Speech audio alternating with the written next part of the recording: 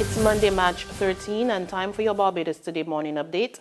I'm Fernella Wedderburn. Thanks for joining us. Absolute rubbish. That's how opposition Barbados Labour Party representative Dale Marshall is describing claims that Barbadians were paid to participate in the party's March of Disgust. It's believed that 10,000 people joined the party leader Mia Motley and her colleagues through the streets of Bridgetown over the weekend, bearing placards. However, speaking on local radio program Down to Brass Tacks yesterday, General Secretary of the ruling Democratic Labour Party, George Pilgrim, alleged that not only were residents paid to participate in the march, but the opposition also opened a call center and paid staff to mobilize people for the event. It's regretful that they believe that they must somehow tear down, bully, intimidate people in this country into submission. I recently heard that they opened a call center.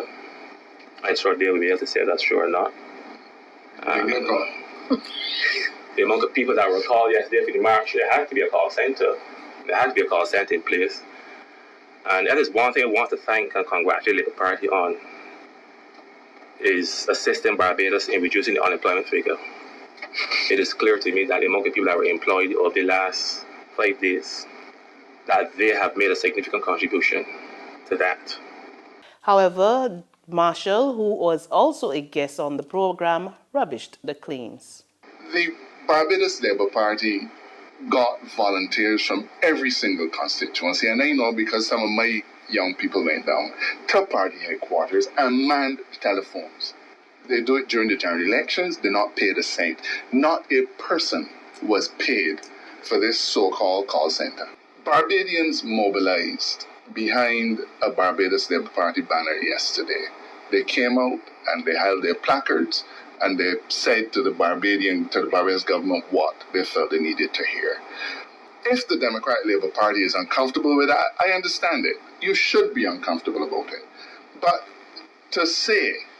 to even allege that this march and this mobilization effort cost such vast sums of money that the Barbados Labour Party could only have been able to get it off of the ground if we sold out to the highest bidder is rubbish.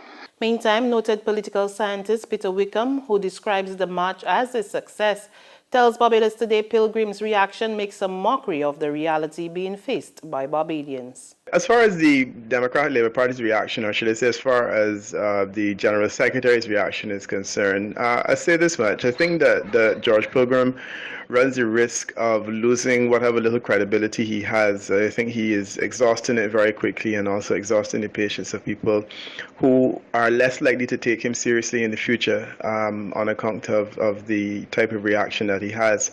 I don't know that he's able to present any evidence for his suggestion that the march was bought and paid for by the Barbados Labour Party. In a sense, it's almost making a mockery of the fact that so many people in Barbados are concerned, and valid concerns have been raised not only by Barbadians but by Standard & Poor's and Moody's, Carifs and so on.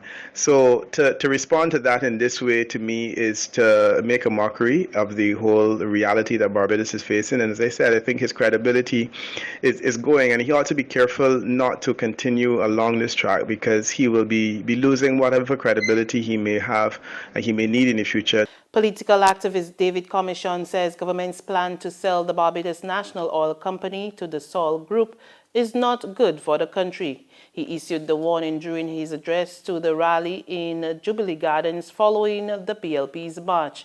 He charges that if the sale goes through, it will be as bad as when the former BLP administration sold the Barbados National Bank. The only government entity that controls the importation of all the petroleum products in this country. It is wrong. It was wrong to privatize our only bank, the Barbados National Bank, that incidentally Tom Adams established.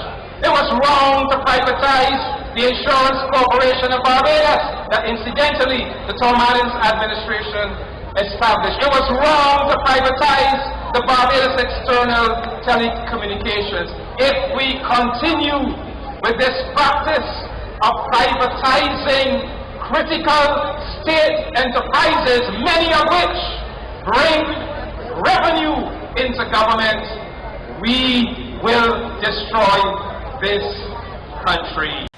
Organizers of last weekend's Women's Solidarity March are hailing the event a success and say they will continue to campaign for equal treatment for women. Scores of women and men marched from Queen's Park through the capital to speak out against street harassment and other forms of violence.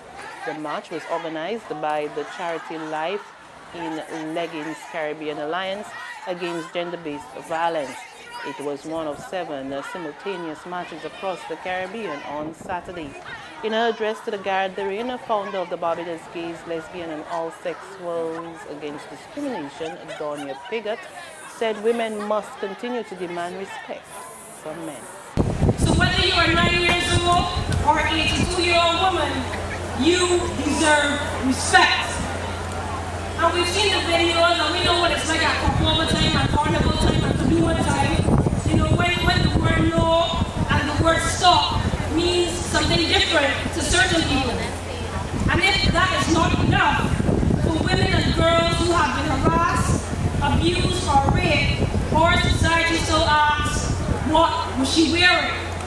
Acting President of the Barbados Association of Muslim Ladies, Samaya Cumberbatch, also had her say on the issue of violence against women. A woman's dress, marital status, or lifestyle do not inspire violence against women. Violence against women exists because persons in their lives, single, married, family, friends, strangers, commit that violence. Violence against women exists because men and women do not treat each other with respect. Violence against women exists because our society has lessened in value the moral characteristics of civility in discourse, respect for a woman's body, respect for the right to self-determination, and the equality and equity of women in general. There's regional and international news after this short break. Get your paper, get your paper. Only 225, 220. Who? For what? That's the Bear Stare News. I don't read about that on Barbados today since last night. That can't only can't do. 220. Who? The Barbados Today, news you can trust.